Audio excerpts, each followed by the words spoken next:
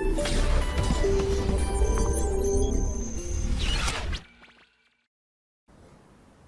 Students, तो हम discuss कर रहे थे ऊष्मागतिकी की प्रॉब्लम्स, उसके क्वेश्चंस डिस्कस कर रहे थे। ऊष्मागतिकी के प्रथम नियम के कुछ क्वेश्चंस कर रहे थे। तो हमने देखा कि जब हमारा ताप नियत रहता था तो आंतरिक ऊर्जा में परिवर्तन शून्य रहता था गैस के केस में।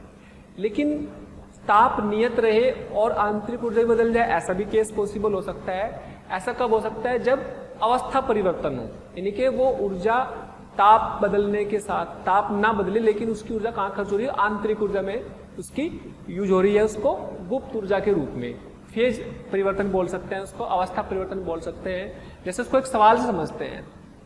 सवाल इसलिए कर रहे हैं ताकि वो कंफ्यूजन ना हो। आपको लगेगा कि ताप तो समान है फिर भी आंतरिक ऊर्जा में परिवर्तन हो रहा है। कारण क्या होगा कि वो ऊर्जा जहाँ कहाँ ही रही होगी, वो ताप परिवर्तन ना होने के बावजूद भी अवस्था परिवर्तन में। तो गैस के केस में तो वो हमेशा आंतरिक ऊर्जा में परिवर्तन, अगर ताप बदलेगा तो होगा, अगर ताप नहीं बदलेगा तो आंतरिक ऊर्जा में परिवर्तन शून्य ही रहेगा, क्योंकि आइडियल गैस है।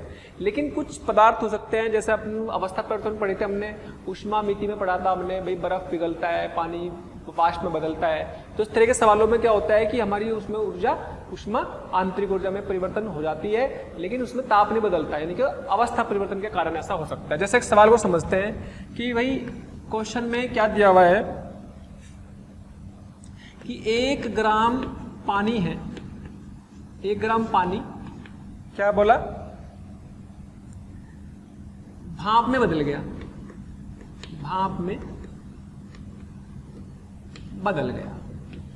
1 ग्राम पानी भाप में बदल गया। नियत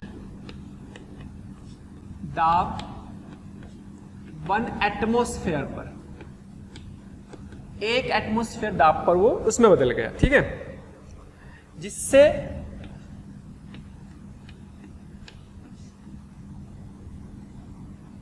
आयतन 1 सेंटीमीटर क्यूब से बढ़कर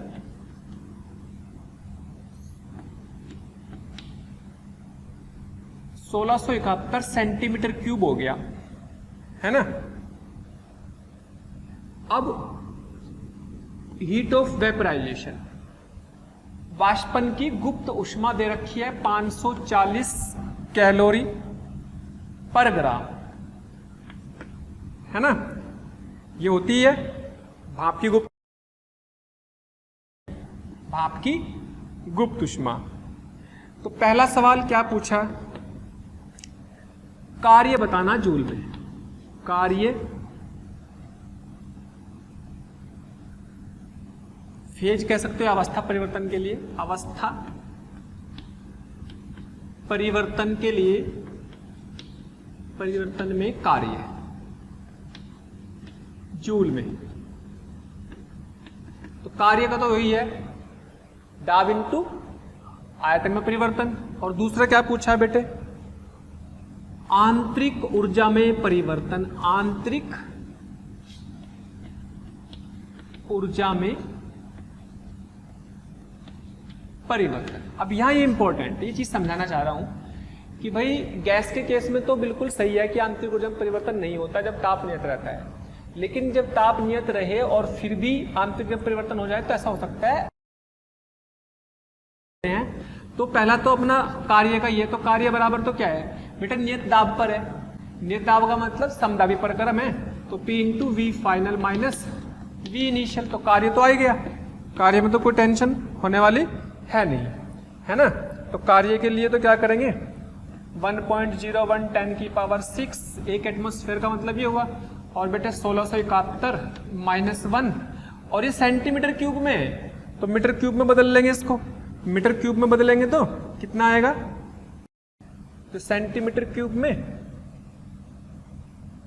ऐसा कर लो, 5 लिख लो, ये 5। और 1 सेंटीमीटर क्यूब जो होता है वो होता है 10 की पावर -6 मीटर क्यूब, है ना। तो यहाँ 10 की पावर कितना आ जाएगा? Centimetre cube. ये 1 एटमॉस्फेयर था, 1.01 10 की पावर 5 न्यूटन पर मीटर स्क्वायर। और वॉल्यूम आ गया चेंज, 1671 -1 सेंटीमीटर क्यूब इंटू 10 की पावर -6। तो कितना बचा भाई, 1.013 होता है वैसे तो, कोई बात नहीं 1 भी ले सकते हैं इसको।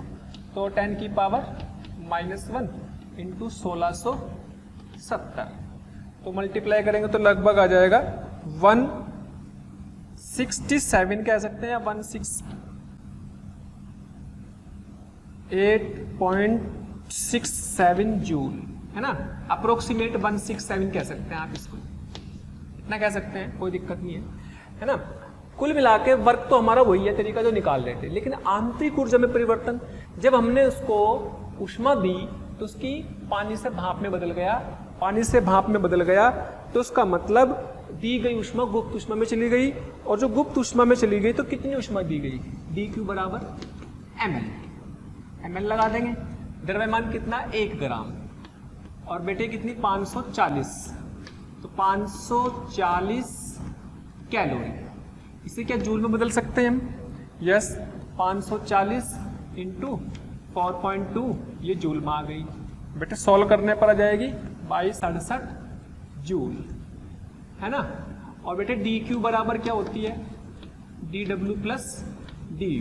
मैं यहाँ पे ये समझा रहा हूँ कि ताप नियत रहते हुए ही आपने भाप से उसमें बदला, मान लो जैसे 100 डिग्री का पानी 100 डिग्री के भाप में बदला, ताप में परिवर्तन नहीं हुआ, लेकिन फिर भी आंतरिक ऊर्जा में परिवर्तन हुआ उसकी, क्योंकि उसने उसका कणों को दूर करा उसको, है ना, उसके आयतन को बढ़ाया, और दूसरी चीज उसके सेपरेशन को दूर करने में, उनकी कणों के बीच की दूरी जो पानी के कण थे उनको दूर करने में उसकी ऊर्जा गई। तो ये कितना आ गई 2268, और बेटे ये आ गई 168.67, और ये आ गई DU। तो DU बराबर आ गया है आपके पास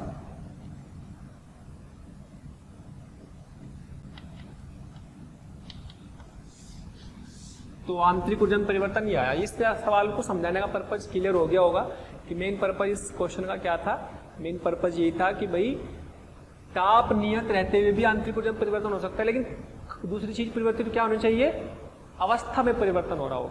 गैस के केस में तो अगर ताप नियत है, ये समझ लो आइडियल गैस है तो हमेशा ही ताप नियत का मतलब आंतरिक ऊर्जा में परिवर्तन शून्य ही होना। लेकिन एक ऐसा केस भी हमने लिया जिसमें ताप भी नियत रहेगा, क्योंकि आपका क्या बनता है 100 डिग्री का पानी 100 डिग्री की भाप में बदल रहा। 100 डिग्री का पानी है मान लो, 100 डिग्री का पानी, और अगर 100 डिग्री की भाप में बदल रहा तो ताप तो सो ही रहा, लेकिन फिर ऊष्मा कहाँ गई ये वाली, ये ऊष्मा कार्य करने में गई, आयतन तो बढ़ाई, है ना, साथ ही साथ उसमें आंतरिक ऊर्जा में भी गया उसकी। चलिए और डिफरेंट तरह की प्रॉब्लम देखते हैं। ये से कोई कार है, तो गाड़ी है जो कि किस वेलोसिटी से चल रही है, v वेग से चल रही है, ठीक है। इसमें गैस है, इसमें क्या है, गैस है, डी परमाणु, इसमें डी परमाणु गैस है, और इसका ताप है T, m ग्राम गैस है, ताप कितना है T है, ठीक है। तो पहला सवाल ये पूछा है, काइनेटिक एनर्जी बतानी है सेंटर ऑफ मास के सापेक्ष, सेंटर ऑफ मास द्रव्यमान केंद्र के सापेक्ष, द्रव्यमान केंद्र के सापेक्ष। दूसरी बतानी है काइनेटिक एनर्जी ग्राउंड के सापेक्ष, जमीन के सापेक्ष, जमीन के सापेक्ष, ठीक है। तो सॉल्यूशन में सबसे पहले वे सेंटर ऑफ मास के सापेक्ष बता रहे तो इसमें बैठ गए, तो उसके इसमें बैठ गए तो उसकी गतिज ऊर्जा तो ये वाली तो शून्य हो गई, हाफ mv² तो रहेगी नहीं, लेकिन कौन सी ऊर्जा है, गैस के अणुओं की ताप पर ऊर्जा है, तो गतिज ऊर्जा कितनी आ गई यहाँ पर, क्योंकि गैस कैसी द्विपरमाणुक है, द्विपरमाणुक हो गई तो यहाँ पर डिग्री ऑफ फ्रीडम कितनी आ गई 5, इसकी स्वतंत्रता की कोटि 5 हो गई, तो यानी कि क्या आ गया NFRT/2, यानी कि कितना आ गई 5nRT/2 आ गई, ठीक है। इसके m ग्राम गैस है और n मोल्स ले लो। दूसरा पार्ट जमीन के रेस्पेक्ट में, तो एक तो इसका ताप इसकी ये है, दूसरी इसके पास ये वाली ऊर्जा भी है, तो ये किसके सापेक्ष आई, सेंटर ऑफ मास के का सापेक्ष, सेंटर ऑफ मास द्रव्यमान केंद्र के सापेक्ष आई। ये आंसर तो इसके सापेक्ष है। और ये वाला आपके किसके सापेक्ष आ जाएगा, ग्राउंड के, जमीन के सापेक्ष, है ना, kinetic energy with respect to ground के सापेक्ष। तो ये कितनी आएगी बेटे, ये आएगी एक तो NF/T/2 प्लस हाफ mv²। ठीक है, तो बस F की value 5N/T/2 plus half mv², answer. ठीक, जब आप सेंटर ऑफ मास से बैठ जाएंगे तो वेग तो शून्य हो जाएगा, तो इसलिए फ्री आएगी। अगर जमीन पर से देखेंगे तो एक वाली ऊर्जा भी जुड़ जाएगी, कॉमन सी बात है। ठीक है, अब इसी तरीके का एक सवाल मैं आपसे पूछता हूँ, बिल्कुल सेम ऐसे ही है। इसने क्या बोला कि एक इंसुलेटेड एक बिल्कुल ऐसा बॉक्स है, ठीक है, बॉक्स है, कैसा है, अचालक बॉक्स है, मतलब इसमें से कुछ भी बाहर नहीं आ जा सकता, है ना। तो m ग्राम की गैस है, m द्रव्यमान है गैस का, m द्रव्यमान है और एक परमाणु है, एक परमाणु गैस है, किसी वेग v से चल रही है, वेग v से चल रही है। ठीक है, अचानक, शब्द पे ध्यान दें, अचानक रोक देने पर ताप में परिवर्तन ज्ञात करना है। सॉल्यूशन पर आओ, बहुत सिंपल सी बात है बेटे। इसके पास इसके किसी ताप में कितना परिवर्तन हुआ, कुछ तो ताप होगा, लेकिन जैसे रोक देंगे तो गतिज ऊर्जा तुरंत खत्म हो जाएगी, तो जाएगी कहाँ, क्योंकि ऊर्जा तो संरक्षित है। तो वो गतिज ऊर्जा इसके गैस के अणुओं का ताप बढ़ाने में, उसकी आंतरिक ऊर्जा में स्टोर हो जाएगी। इसका मतलब ये हुआ कि भाई इसके आंतरिक ऊर्जा में अगर स्टोर हो जाएगी, ताप तो कैसा है, ये आयतन तो कैसा है, नियत, आयतन फिक्स है, नियत है। ठीक है, आयतन नियत है, तो सारी ऊर्जा कहां चली गई, इसके आंतरिक ऊर्जा में।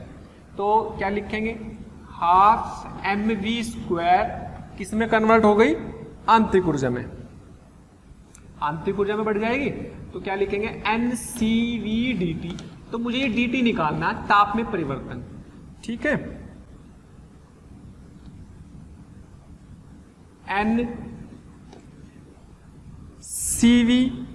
CV कितना हो जाएगा बेटे, एक परमाणु 3r/2 इंटू dt।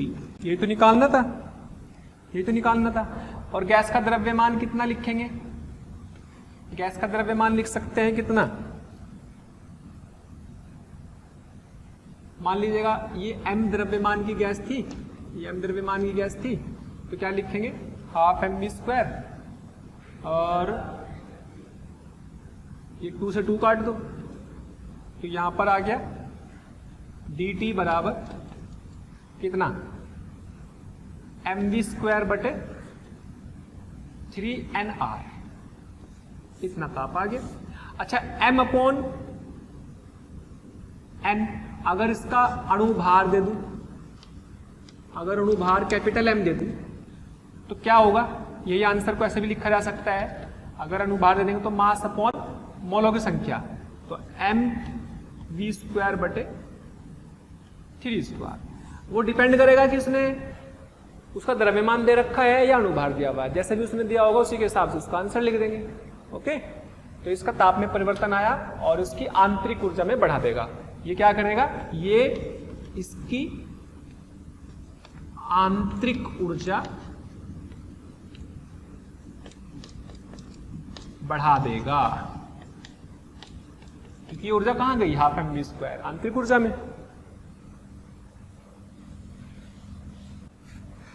चलो ये अब मिश्रण की समस्या, मिश्रण के क्वेश्चन, मिश्रण के प्रश्न। मिश्रण के कुछ क्वेश्चंस होंगे जिनमें गैसों को मिश्रित कर देते हैं जिससे कि, तो मिश्रण के कुछ प्रश्न लेंगे। जैसे कि मान लीजिएगा क्वेश्चन पहला ले लिया कि भाई किसी भी थैंक यू सो मच प्यारे स्टूडेंट्स, हमें इतना प्यार देने के लिए। डेली हजारों स्टूडेंट्स हमारे वीडियो लेक्चर देख करके लाभान्वित हो रहे हैं। हमारी आपसे रिक्वेस्ट है कि आप हमारे डिस्क्रिप्शन बॉक्स में जा करके हमारे लिंक को क्लिक करें, अपना एनरोलमेंट सुनिश्चित करें। जो स्टूडेंट्स डाउट सॉल्विंग और स्टडी मटेरियल के लिए भी इच्छुक हैं वो हमारे प्रीमियम कोर्स के लिए अप्लाई करके ज्वाइन कर सकते हैं। इसने बोला है कि क्वेश्चन में 1 मोल 1 परमाणु गैस को मिक्स किया, मिश्रित किया किसके साथ? 1 मोल 1 परमाणु गैस को किसके साथ मिश्रित किया? 3 मोल द्विपरमाणु गैस के साथ। तो आपसे पूछा है CV मिक्सचर तथा CP मिक्सचर ज्ञात करो। लो जी सॉल्यूशन। बेटा मैंने आपको मिश्रण के सवाल फॉर्मूले लिखवाए थे, उन मिश्रण के फॉर्मूलों को आप अप्लाई कर देंगे। अगर आपको याद हो CV मिश्रण बराबर था N1 CV1 N2 CV2 plus upon N1 plus N2।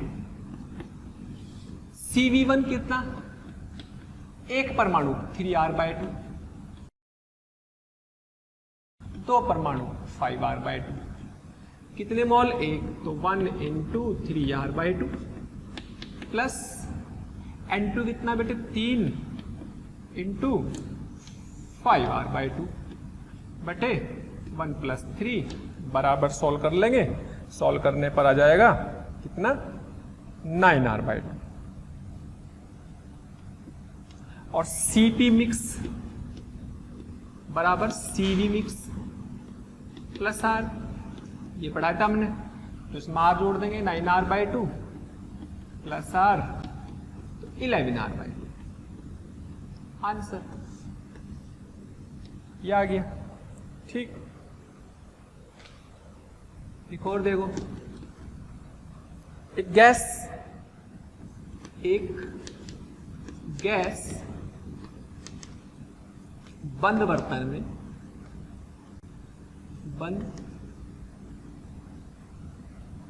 एक गैस का मिश्रण, एक गैस मिश्रण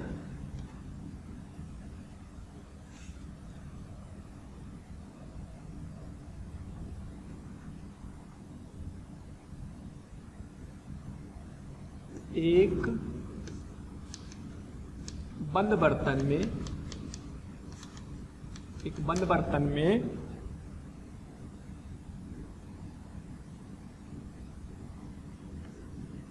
1 gram mole gas A, gamma A दिया हुआ है बेटे 5/3, मिश्रित की गई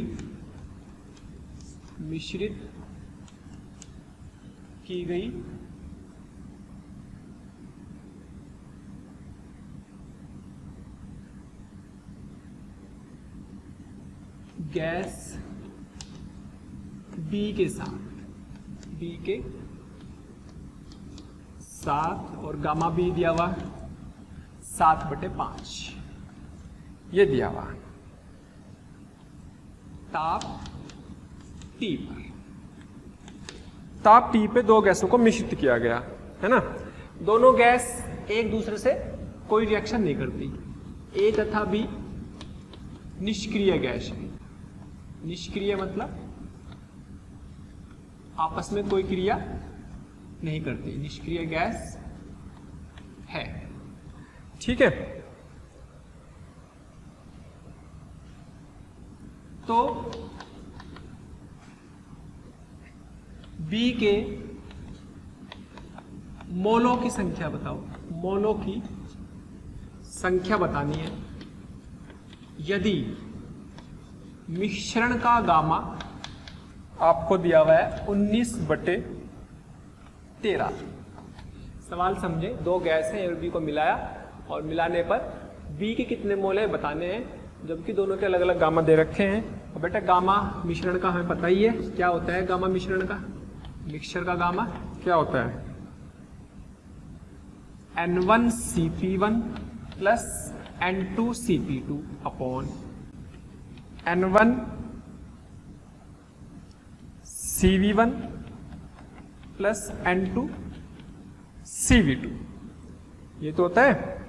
अब मतलब हमें क्या करना है, हमें करना है Cv1 और Cp2 का आंसर। तो देखो Cv1 बराबर क्या होता था, आपने देखा होगा R upon gamma minus 1। Cv1 कौन है, A, तो R अपॉन गामा कौन सा है 5/3 माइनस 1, तो 3 माइनस 2/3 के 3R/2। और भाई Cv1 के बाद Cv2 में R अपॉन गामा कितना 7/5 माइनस 1, यानी कि 5 माइनस 2 बटे यानी कि 5R/2 Cv आ गया। अब यहां से Cp1 निकाल लेंगे, इसमें R जोड़ देंगे 3R/2 प्लस R यानी कि 5R/2, और यहां से Cp2 निकाल लेंगे, इसमें R जोड़ देंगे, इसमें R जोड़ेंगे 5R/2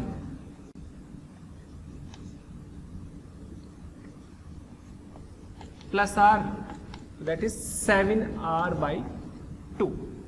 तो आगे सब N1 दे रखा, N2 निकालना, सब दे रखा, तो रखो वैल्यू बस। गामा मिक्स कितना है, गामा मिक्सर की वैल्यू 19/13।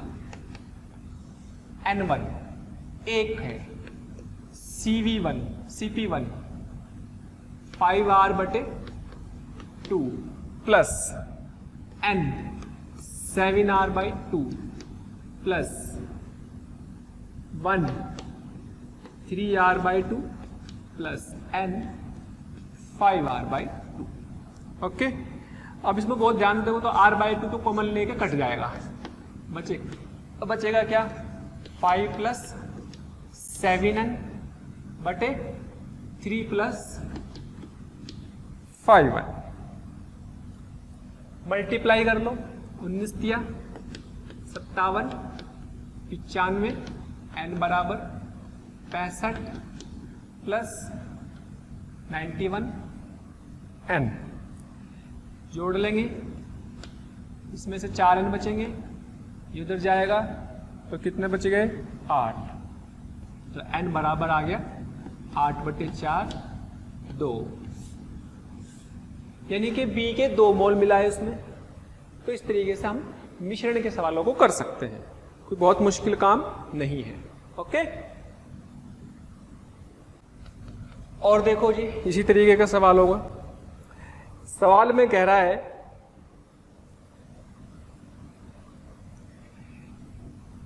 1 ग्राम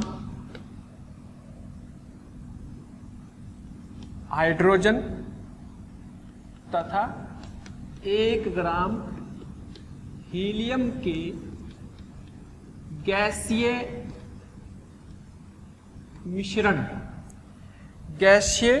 मिश्रण को कितनी ऊष्मा दी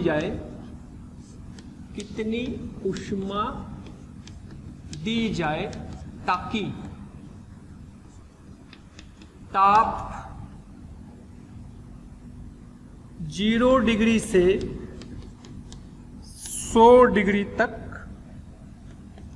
हो जाए। ए नियत आयतन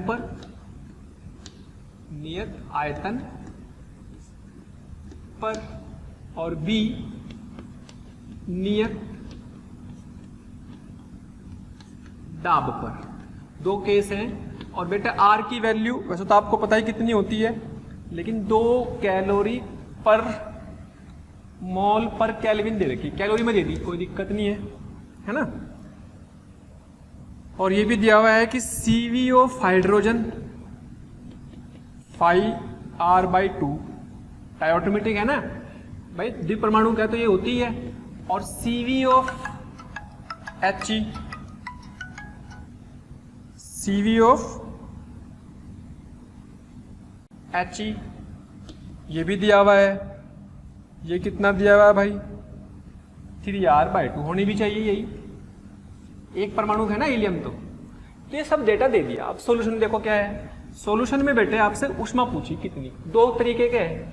पहले भाग में dQ बराबर क्या होता है, du प्लस dw।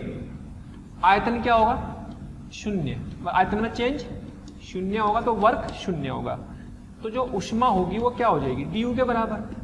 आंतरिक ऊर्जा परिवर्तन हुआ, इसका मतलब ऊष्मा कहाँ गई, उसकी आंतरिक ऊर्जा बढ़ाने में, तो नियत आयतन पर। पहला भाग कैसा है, नियत आयतन पर। तो नियत आयतन का मतलब NCV/dt। तो NCV/dt लगा दो बस। तो N बेटा इसमें N लगाने के लिए अपने को क्या चाहिए, टोटल नंबर ऑफ मोल चाहिए। और CV भी कौन सा चाहिएगा, N टोटल।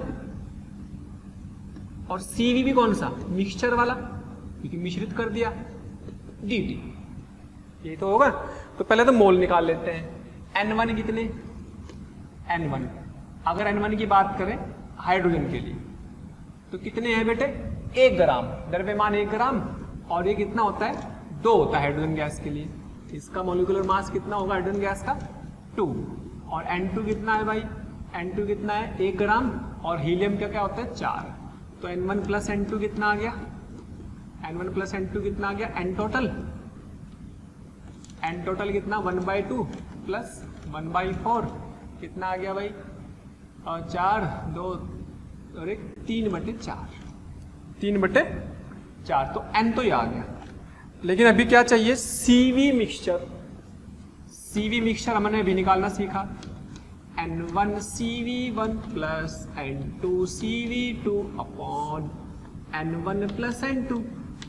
निकाल दो जी, 1/2 CV1 ये दे रखा 5R/2 प्लस 1/4 कितना, 3R/2 बटे कितना, 3/4। टोटल तो N1 प्लस N2 3/4 आ चुका है।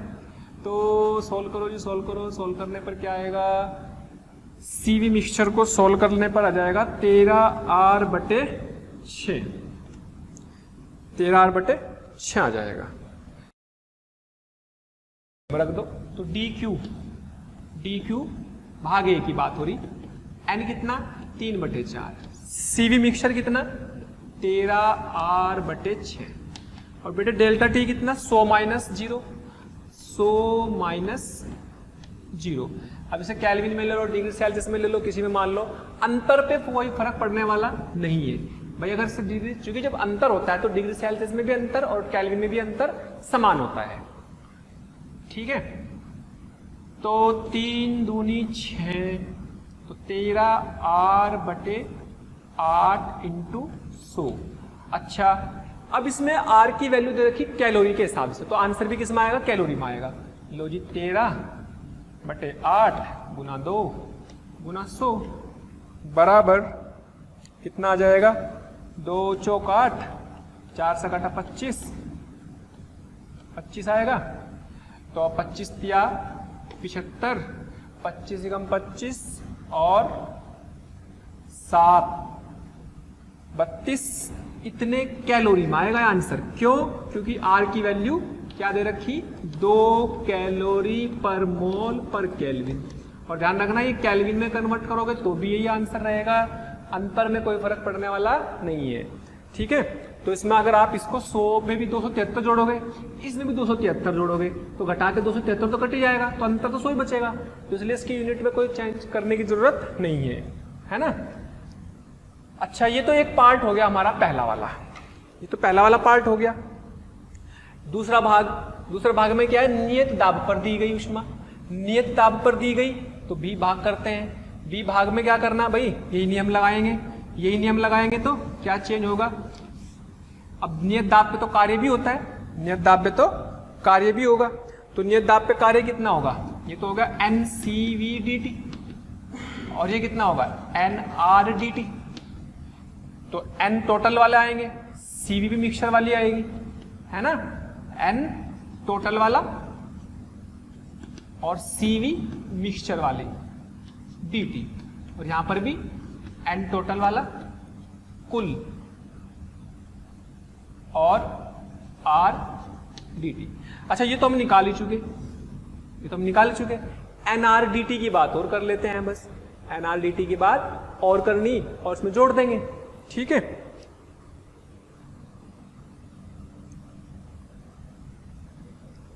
भैया तो निकाल ही रखा, NR dt की बात कर लेते हैं, सवाल को मिटा लेते हैं, यहीं पे कर लेंगे। चलो जी NR dt dw, NR dt, N कितने 3/4, R तो है ही 2। प्यारे बच्चों, हमें रोज कमेंट्स के माध्यम से ये रिक्वेस्ट आ रही है कि सर हमें इस टॉपिक के वीडियो लेक्चर प्रोवाइड करें या इस टॉपिक के वीडियो को समझाएं। तो मेरी आपसे रिक्वेस्ट है कि आप हमारे चैनल पर जाकर के सब्सक्राइब करें और बेल आइकन को हिट करें, ताकि जो भी वीडियो लेक्चर हमने डाले हुए हैं उसके नोटिफिकेशन आपसे मिस ना हो। मैं ऐसा इसलिए कह रहा हूं क्योंकि हमने ज़्यादातर वीडियो लेक्चर को ऑलरेडी अपने चैनल पर डाला हुआ है, तो जिस लेक्चर की आप डिमांड कर रहे हैं वो लेक्चर आपको पॉसिबली वहां पर मिल जाएंगे। कैलोरी में निकाल लेंगे ना, क्योंकि भी कैलोरी में आया। dt कितना बेटे, वही 100 - 0, 2 दूनी 4, 2 से काटेंगे तो 50 आएगा, ऐसे कर लो, 3/2 × 100 तो 50, यानी कि 150 कैलोरी, इतने कैलोरी वर्क हुआ, 150 कैलोरी वर्क हुआ। तो यहां जोड़ देंगे, इसमें जोड़ के कितना आएगा, dq बराबर 375 + 150 बराबर 5, 5 और 7 12 का 2 का, असली को लगा 1, 3 और 1 4 और 1 5, 525 कैलोरी उसमें, 500 नहीं, 3 और 1 4, 425, 0 5 आ गया, 5 और 7 ये कितने आई थी, 25 आया था, ये 25 आया था ना, तो ये कितने आ गई, 75 आ गया, 5 और 7, 2 7 आ गया, 4 और 1 3 और 1 4 आ गया। ओके, तो ये हमारा बी पार्ट हो गया, बी पार्ट में इतनी कैलोरी ऊष्मा। अच्छा, इसको निकालने का एक तरीका और भी है, आप इसको ऐसे भी कर सकते हैं। एक सेकंड मेथड बताता हूँ, सेकंड मेथड क्या है भाई, हमने ये डी क्यू किस पे निकाली, कांस्टेंट दाब पर, तो एनसीपी dt से भी निकाल सकते थे इसको, है ना, एनसीपी dt से भी निकाल सकते थे, ठीक है। एनसीपी dt से करने के लिए क्या करना, ये भी मिक्सचर वाली है ना। अगर आप सीपी मिक्सचर के निकालोगे तो सीपी मिक्सचर क्या होगी, इसमें आर जोड़ देंगे बस, 13r/6 प्लस आर, तो 6 3 19 r/6 हो जाएगा। सीपी मिक्स की भी जरूरत पड़ेगी, तो अगर इसकी बात करें तो ये कितना आता, 3/4, और ये कितना है 19 r/6, और ये कितना है ताप में परिवर्तन 100, तो भाई 4 से काट लो, 4 से काटा 25 आया, 3 दूनी 6, और 19 इंटू आर की वैल्यू 2 रख लो, कैलोरी में आंसर आ जाएगा, 202 कटा 25 निम्मा 225, असली को लगे 22, 25 से कम 25, 25 से कम 25 और 22 कितने, 25 से कम 25 और 22 47,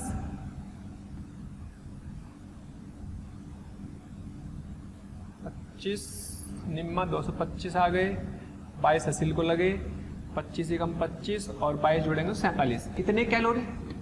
ऐसे भी कर सकते थे, this is one of the second method. तो चाहे ये लगा लो चाहे लगा लो, क्योंकि वो वाली नियत दाब पर थी ना, नियत दाब पर, तो दोनों तरीके से कर सकते थे, चाहे ये लगा लो चाहे वो लगा लो। अब बहुत ध्यान से देखो, इसमें हमने कोई बड़ी चीज नहीं लगाई, अगर ध्यान से देखो तो इसमें हमने क्या करा, n कॉमन ले लो, CV mix plus R dt common लेने के बाद क्या बचा, NCP मिक्स ही तो बचा, तो ये वो एक अलग चीज थोड़ा ही है। CP मिक्स भी क्या बना, CP मिक्स तो यही तो लगाया, चाहे अलग अलग निकाल के जोड़ दो, चाहे खत्म कर दो, तो नियत दाब पर लगा सकते हैं और नियत आयतन पर तो वर्क जीरो हो जाएगा। तो ये भी एक अच्छा इसका सवाल है। ठीक है,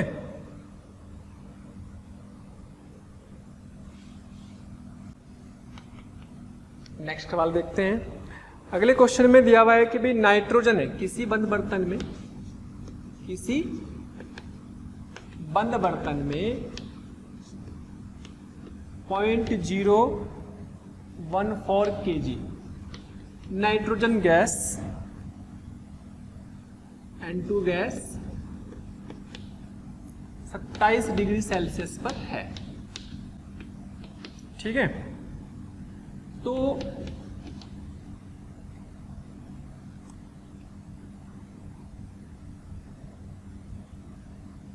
इसके अणुओं को कितनी ऊष्मा दे, कितनी ऊष्मा दे ताकि VRMS root mean square VRMS चाल दुगनी हो जाए, दुगनी हो जाए। ठीक है, किसी बंद बर्तन में, बंद बर्तन में बेटे सॉल्यूशन में देखो, बंद बर्तन है तो मतलब dq बराबर du प्लस dw, बंद बर्तन है तो वर्क तो जीरो होगा, बंद बर्तन में आयतन में तो कोई चेंज नहीं होगा, शून्य होगा, आयतन क्या होगा, नियत रहेगा, आयतन नियत रहेगा, है ना। तो कुल मिला के बात ये हुई कि आपने क्या करना है, NCV dt लगा देना, dq NCV dt लगा देना।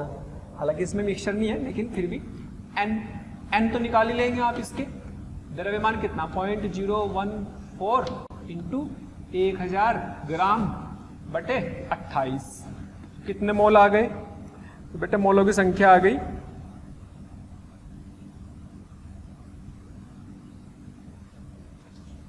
1 2 तोड़ गई तो 14 दूनी 28, 1/2 मोल आ गए, 1/2 मोलों की संख्या आ गई।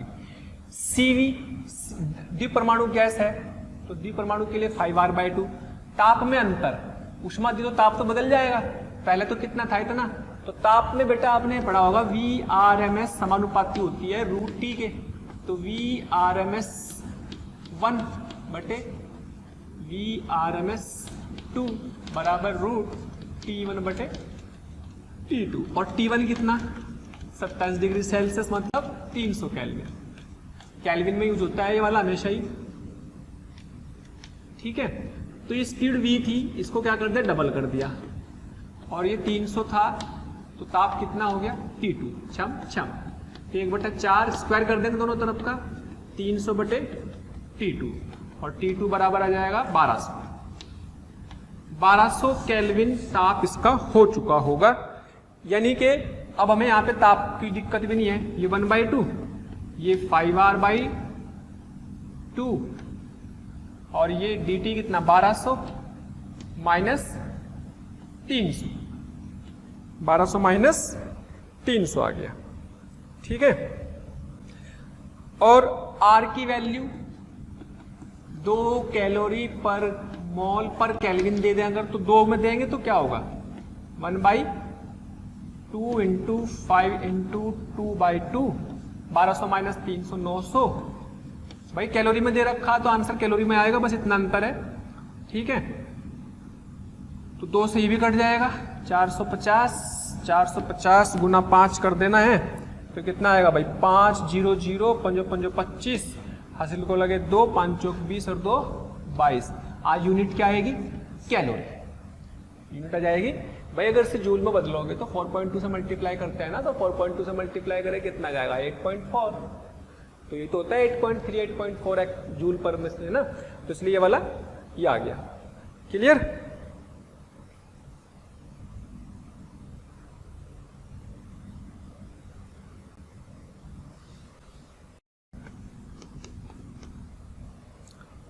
एक बर्तन है, एक बर्तन का आयतन, एक बंद बर्तन का आयतन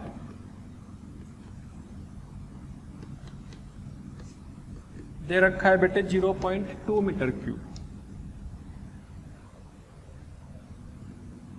इसमें हाइड्रोजन गैस है 300 केल्विन पर और दाब तथा 10⁵ पास्कल दाब। इतने दाब पर है, ठीक है। तो ताप 400 केल्विन करने के लिए कितनी ऊष्मा की जरूरत पड़ेगी? कितनी ऊष्मा की जरूरत पड़ेगी?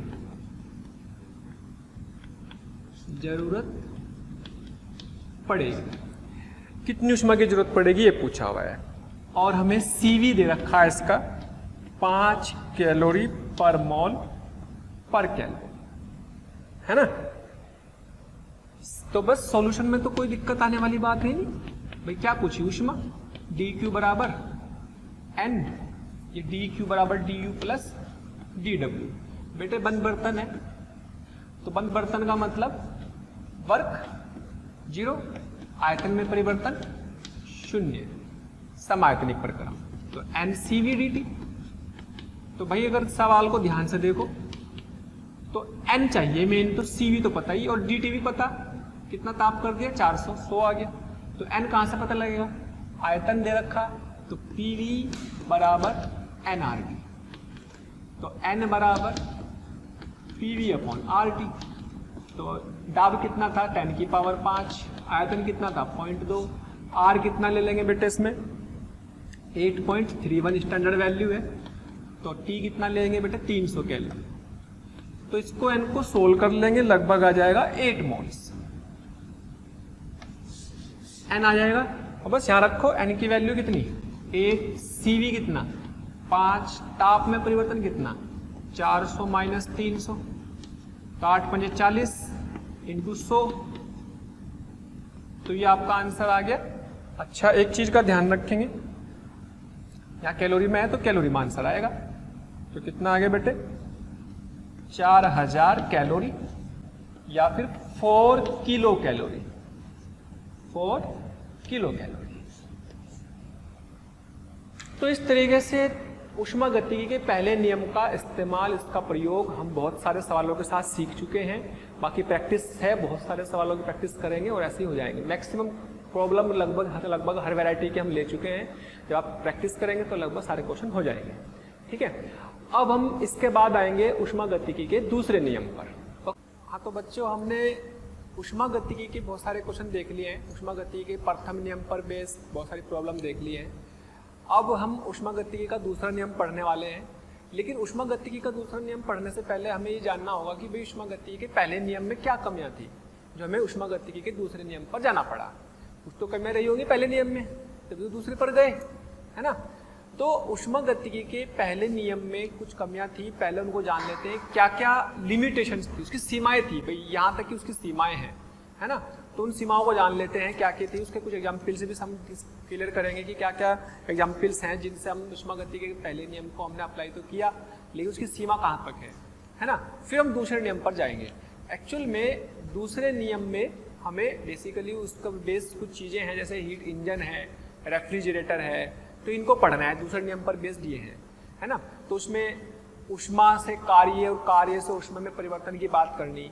यहाँ पर भी हमने पहले नियम में यही बात करी थी कि भाई ऊष्मा दी जाती है तो वो कार्य में बदल जाती है, ऊष्मा दी जाती है तो कार्य में बदलती है और आंतरिक ऊर्जा में बदल जाती है, ठीक है। लेकिन फिर भी उसकी कुछ सीमाएं हैं।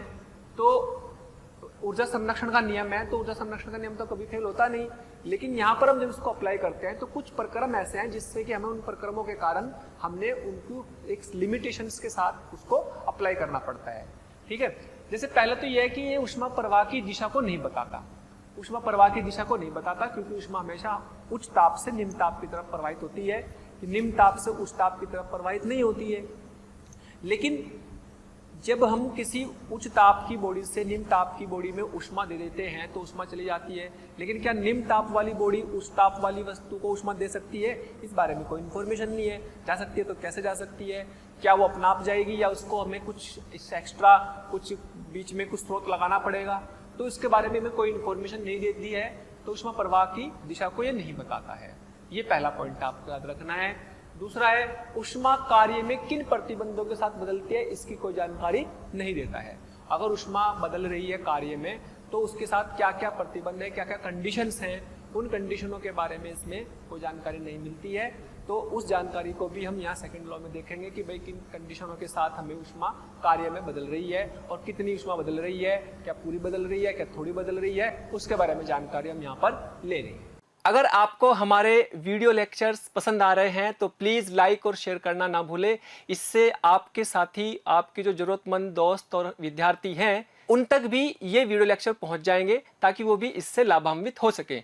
और अभी मैं यही कहना चाहूँगा कि आपका इतना प्यार और इतना स्नेह देखकर हमारी मोशन की पूरी टीम बहुत मोटिवेटेड है और आपके इस प्यार के कारण, इस मोटिवेशन से ही हम और अच्छे से अच्छे कंटेंट आपको प्रोवाइड करते रहेंगे।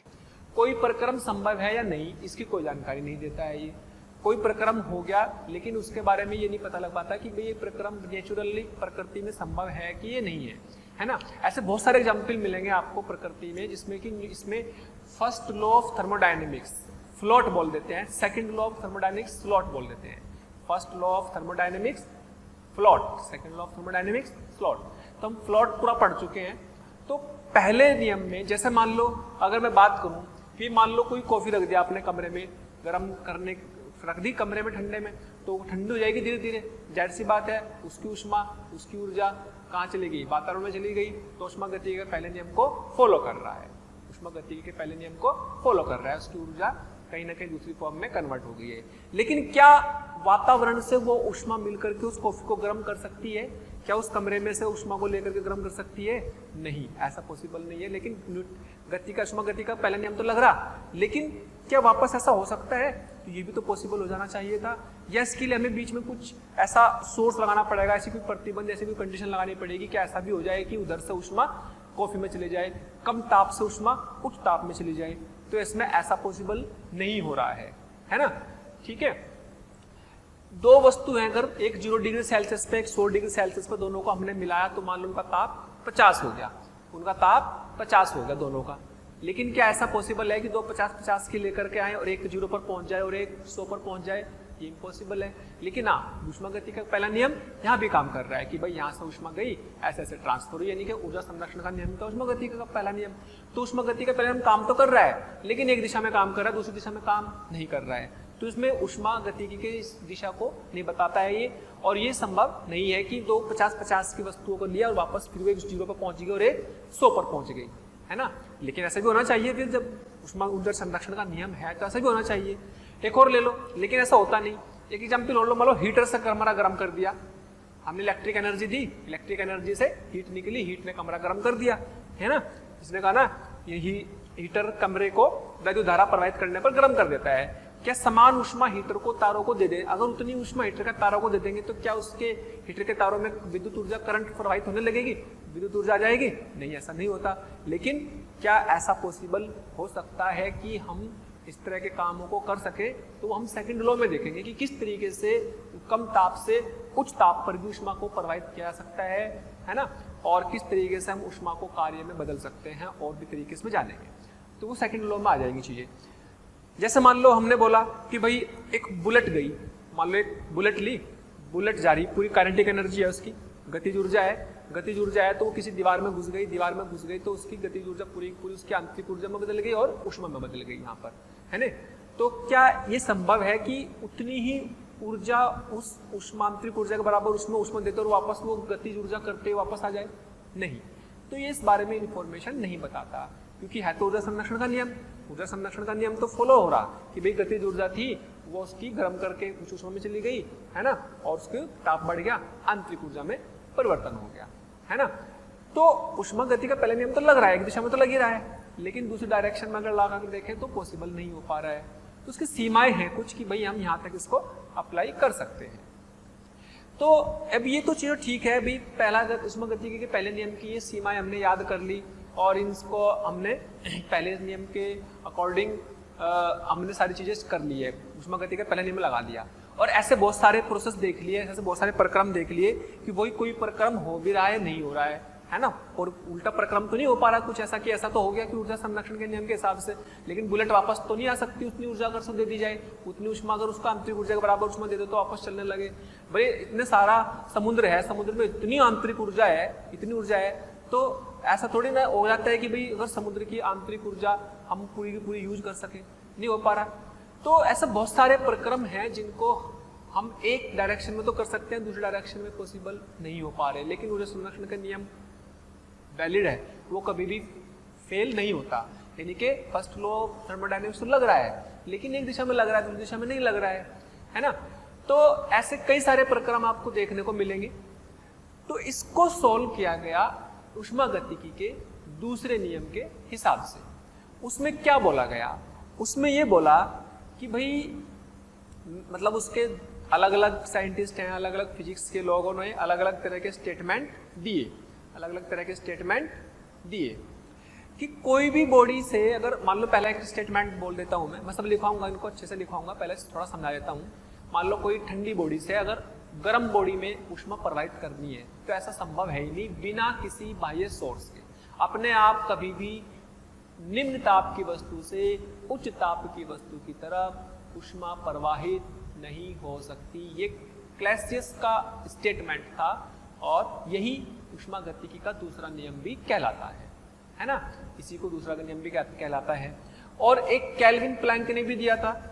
केल्विन प्लैंक ने बोला कि भाई दुनिया में ऐसी कोई मशीन नहीं है जो ऊष्मा को पूरी तरह कार्य में बदल दे, ऊष्मा को पूरी तरह से कार्य में बदल दे, तो उसमें कुछ ना कुछ ऊष्मा रिजेक्ट हो जाएगी, कुछ ना कुछ ऊष्मा हमेशा वेस्ट जाएगी।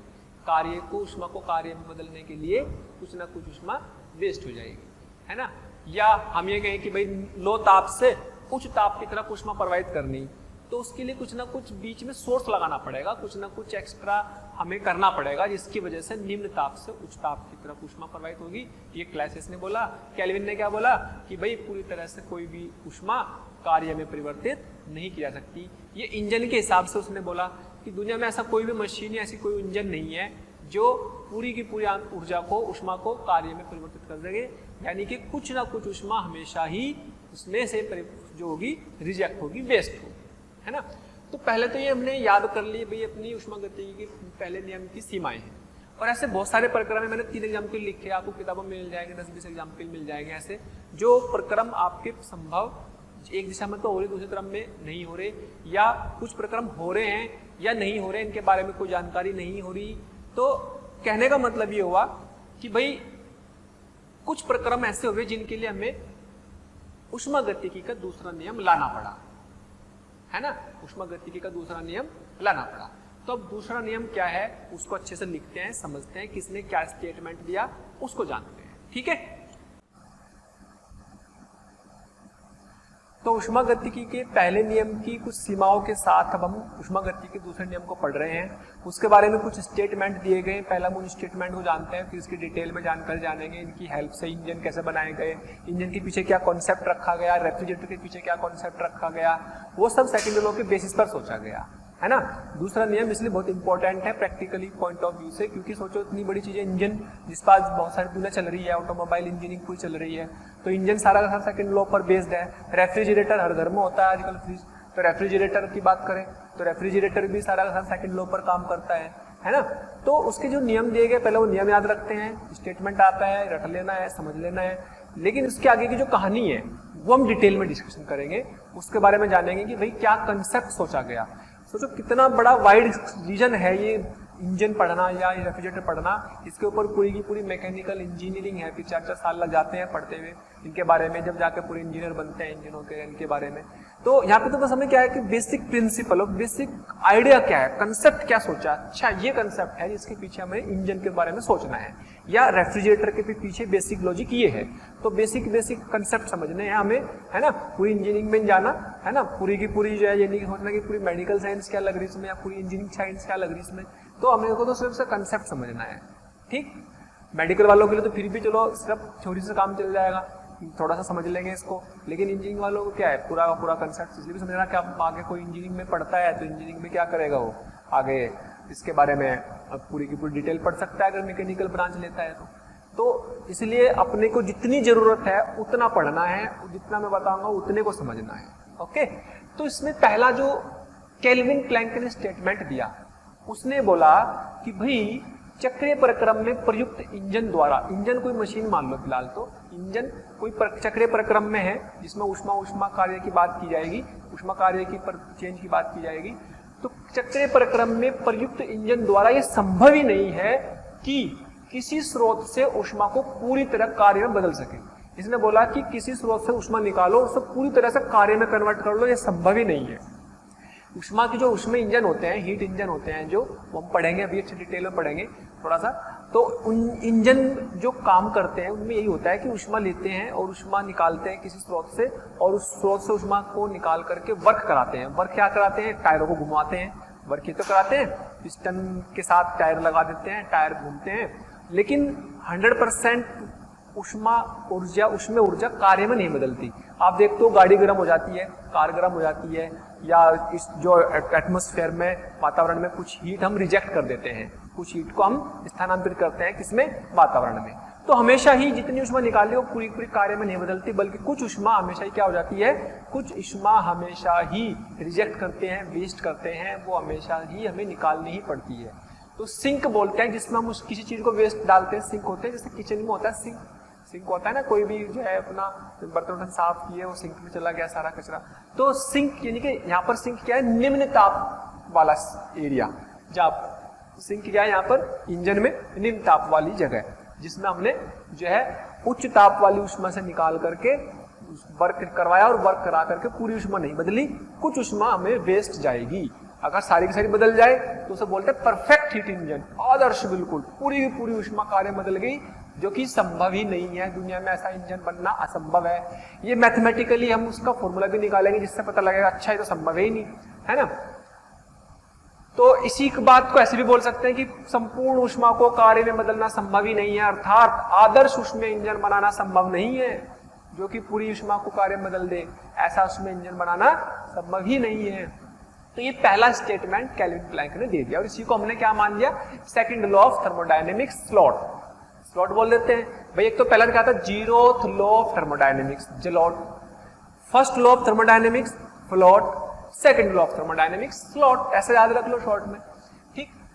फिर यही स्टेटमेंट एक और थोड़ा क्लैसियस ने बोला कि भाई उष्मा कभी भी निम्न ताप की वस्तु से उच्च ताप की वस्तु से अपने आप प्रवाहित नहीं हो सकती, उसके लिए कुछ बाह्य ऊर्जा, बाह्य स्रोत हमें लगाना पड़ेगा अगर आपको ऐसा करना है। क्योंकि भाई हमने अगर उष्मा कोई प्रवाहित की तो ऊर्जा संरक्षित है, तो इधर से इधर भी जानी चाहिए, हाई ताप से लो पे गई तो लो से हाई पे भी जानी चाहिए, ये तो ऊर्जा संरक्षण का नियम है। तो पहला नियम तो चलो काम कर रहा था, लेकिन दिशा की बात हमारी गड़बड़ हो गई। तो इसने कहा कि अगर ऐसा करना है कि उष्मा निम्न ताप की वस्तु से उच्च ताप की वस्तु में स्वयं प्रवाहित नहीं हो सकती, उसके लिए ऐसी कोई मशीन संभव ही नहीं है जो उष्मा को निम्न ताप की वस्तु से उच्च ताप की वस्तु में बिना किसी बाह्य स्रोत के उस उष्मा को स्थानांतरित कर सके, है ना। जो है निम्न ताप की वस्तु से उच्च ताप की वस्तु में उष्मा को बिना किसी बाह्य स्रोत के उष्मा को स्थानांतरित कर सके, दुनिया में ऐसी कोई मशीन नहीं है। उसके लिए कुछ ना कुछ बाहर से हमें कुछ एक्स्ट्रा करना पड़ेगा, कुछ ना कुछ, जिसकी वजह से वो क्या करना पड़ेगा हम जानेंगे, है ना। भाई जनरली इंजन की बात करें तो इंजन में तो क्या होता है, मैं शॉर्ट में बता देता हूँ। इंजन में क्या होता है कि उच्च ताप में से उष्मा निकाल करके उससे वर्क कराते हैं, लेकिन पूरी उष्मा नहीं बदलती, कुछ उष्मा रिजेक्ट हो जाती है, तो इंजन का काम होता है। इसे हम पढ़ेंगे अच्छे से, ये तो इंजन का काम होता है। इंजन में क्या होता है, उच्च ताप की सोर्स स्रोत से ऊष्मा निकाल करके वर्क कराते हैं, लेकिन कुछ ऊष्मा रिजेक्ट हो जाती है, पूरी तरह से ऊष्मा कन्वर्ट नहीं हो जाती है, इसलिए 100% एफिशिएंसी, 100% दक्षता का इंजन बनाना संभव नहीं होता। लेकिन रेफ्रिजरेटर में क्या होता है, उल्टा होता है। रेफ्रिजरेटर में क्या होता है, निम्न ताप की वस्तु से ऊष्मा उच्च ताप की वस्तु तक प्रवाहित करते हैं, इसलिए ये वाला स्टेटमेंट भी काम आएगा। उसके लिए भी हमें एक्स्ट्रा कुछ एफर्ट्स करने पड़ते हैं, कुछ ना कुछ वर्क करना पड़ता है, जिसकी वजह से निम्न ताप से ऊष्मा उच्च ताप में प्रवाहित हो जाती है और चीजें ठंडी हो जाती हैं। निम्न ताप में से ऊष्मा निकाल लेंगे तो ठंडा हो जाएगा, यानी कि रेफ्रिजरेटर इस पे बेस काम करेगा, इंजन इस पर बेस काम करेगा, है ना। तो अब ये तो हमने सिर्फ स्टेटमेंट है याद रखने, इनकी मैथमेटिकल फॉर्म क्या होगी, किस तरीके से ये काम करते हैं, इनके क्या क्या न्यूमेरिकल्स होंगे, वो सारे जानेंगे अच्छे से डिटेल में, है ना। लेकिन फिलहाल आपको ये दोनों स्टेटमेंट बिल्कुल ऐसे अच्छे से याद होने चाहिए। ओके, तो प्यारे बच्चों, अगर आप चाहते हैं कि आपको किसी भी टॉपिक के लाइव डिस्कशन, वीडियो लेक्चर या स्टडी मटेरियल की जरूरत है, तो कृपया आप हमें इस नंबर पर कॉल कर सकते हैं 18002121 799 18002121 799।